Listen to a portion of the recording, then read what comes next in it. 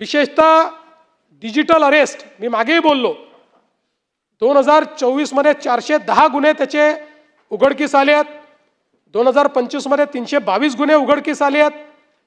हे डिजिटल अरेस्टमध्ये जवळपास सगळे ऑपरेशन्स हे परदेशातनं चाललेले आहेत.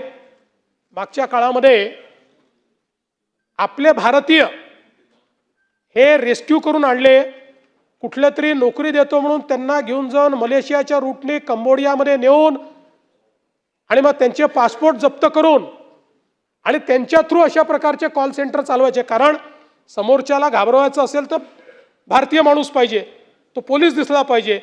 त्यांना आपण रेस्क्यू करून आणलेला आहे. त्यामुळे डिजिटल अरेस्टच्या संदर्भात मी पुन्हा एकदा या सभागृहाच्या माध्यमातून सांगू इच्छितो, डिजिटल अरेस्ट हे थोतांड आहे. जेवढा भोंदू बाबू खरात आहे तेवढाच भोंदू बाबा हे डिजिटल अरेस्ट करणारे पोलीस आहेत.